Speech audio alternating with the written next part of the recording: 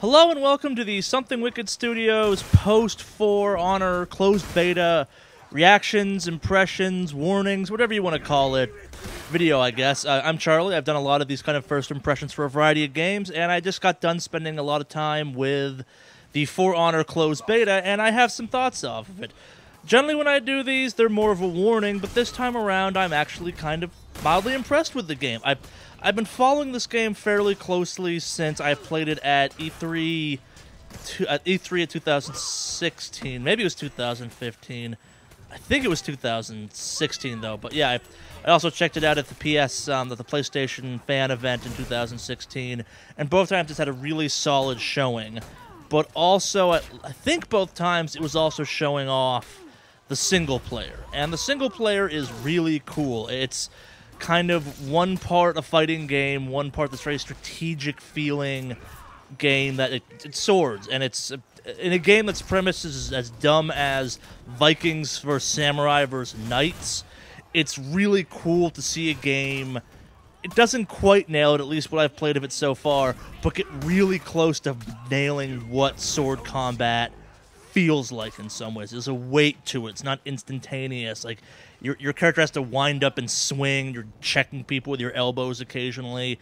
You kind of have to be in the right stance to block certain sides. It feels very authentic to an actual sword fight, which is something I've always wanted out of a game like this. And so the closed beta was primarily the multiplayer, and I suspected when they first showed this game off, easily 2 or 3 years ago now, when Ubisoft first showed it, that this game was going to have a very heavy multiplayer focus. I think at the time, I may have even thought that this game was only going to be multiplayer, kind of the always-on, like, if there's a single player, it's more of a tutorial kind of thing, which I think will still be the case, but I'll get to that in a couple of seconds. But so the closed beta was a sampling of what the multiplayer is going to have, and it's intriguing. So before I kind of dig into what I got to play around, I'm going to talk about the game's mechanics, combat. So in the closed beta, we had 3 modes. We had Brawl, Duel, and Dominion. And Dominion, I'm sure, is supposed to be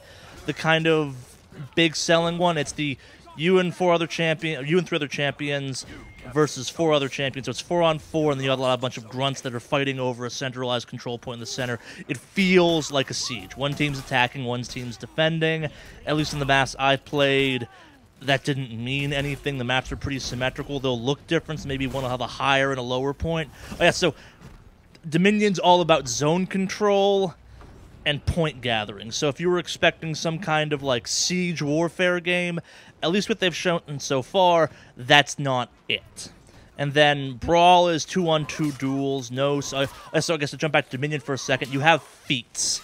And this is where I guess the most surprising thing for me happened, where Dominion kind of feels like a MOBA in some ways, meaning as the fight goes on, your character levels up, and like Destiny and other games out there that have kind of a power-building multiplayer, when you jump in mid-match, you are at a, I won't say extreme disadvantage, but it does feel that way. You don't get more powerful with each level, but you do unlock abilities, and depending on what character or what warrior, champion, class, I'm not totally sure what the name they're going to use for hero, I think is what I saw a couple times.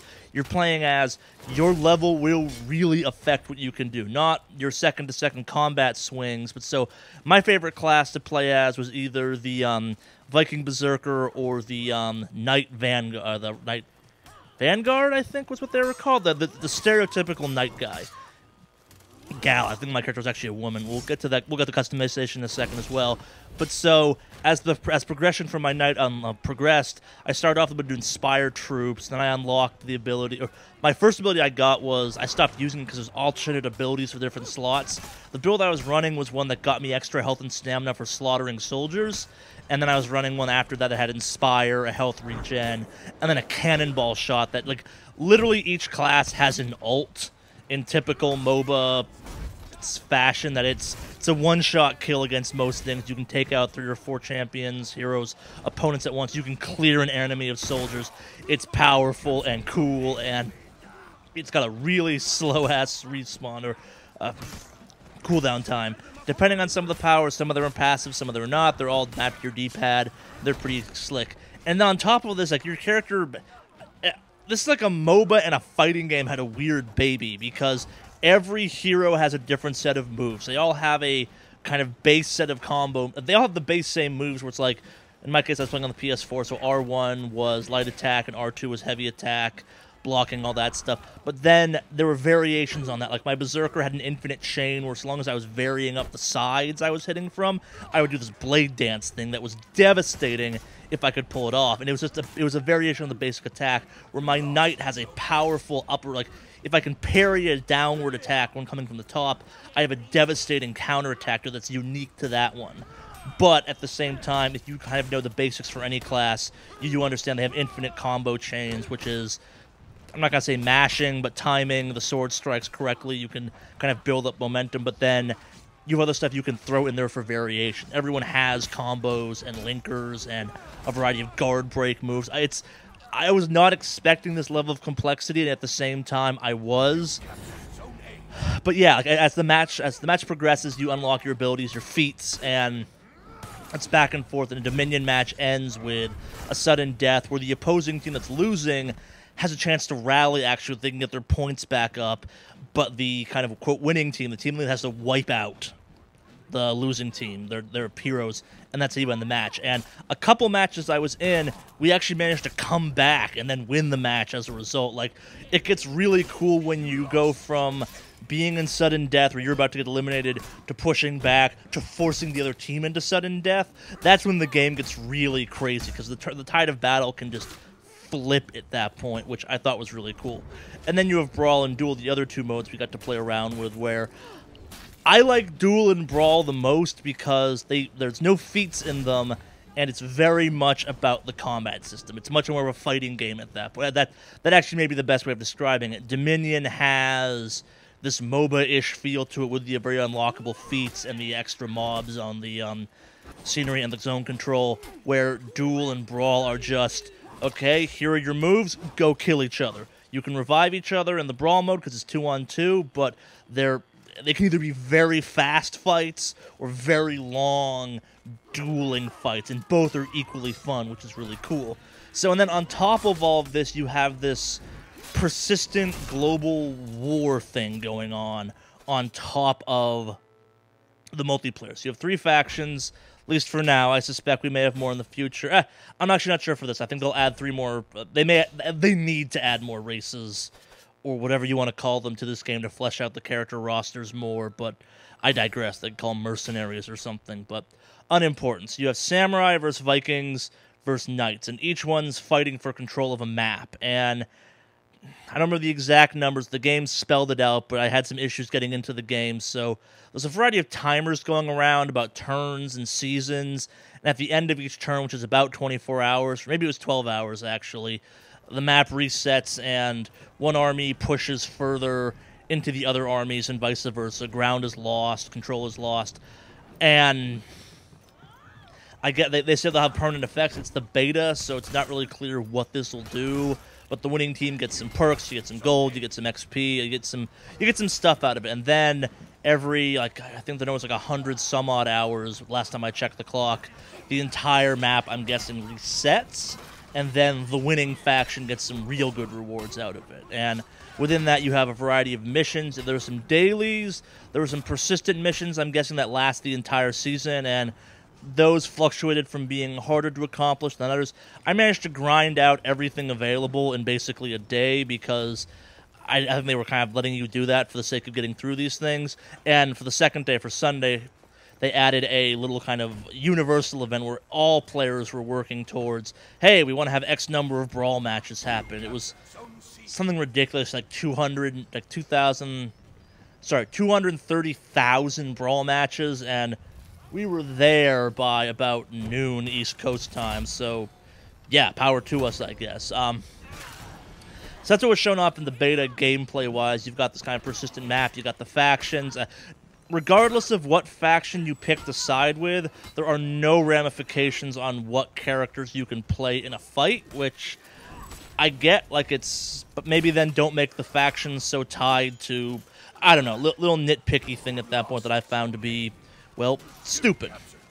So then the other thing I got a chance to kind of dig into was there's customization in the game, and the customization's broken down into, I have kind of 2 areas, 3 if you want to talk about your character builds, but really only 2. So like I mentioned, you have feats and you can swap them in and out for various ones. You can't change up your character or load up once you're in a match, so you even between matches you really can't do it. You have to exit all the way out to the menu to do it. So you have a customization menu, and you can swap around what gear you have. And the gear is where I think this game gets kind of weird. So gear is both cosmetic and stat-driven, and maybe that's designed so if I see someone with a certain helmet, I can be like, oh shit, I don't want to fuck with that guy because he's got really high, he builds meter for the revenge system, which was kind of your like super move that got you infinite stamina. Sorry, I forgot to mention that. Your character, you can't swing infinitely. You have a gauge that depletes. The more you miss, the more you block, the faster, or get blocked, the faster it depletes. But yeah, every swing costs it. You get some back on hit depending on gear, which is why I saved it for now, kind of. It's a weirdly complicated system that then you have this gear system on top where you can customize everything your character's wearing and then individual parts of their weapon. And this is where I started to have my eyes roll back some, because at least for now, a bunch of these things don't make a lot of sense to me. I'm sure once I unlocked everything on a character and had a fighting style I liked going for, this would make a lot more sense. But like, items had stuff ranging from like, okay, stamina regen, cool. I want to minimize how much stamina I use, to throwing distance, where I'm sitting there going, I don't think this character has a throw move. Like, what the hell are they throwing? I guess my Viking guy has a grenade he tosses, but like, is that a thrown thing? Because my other character has a throwing axe?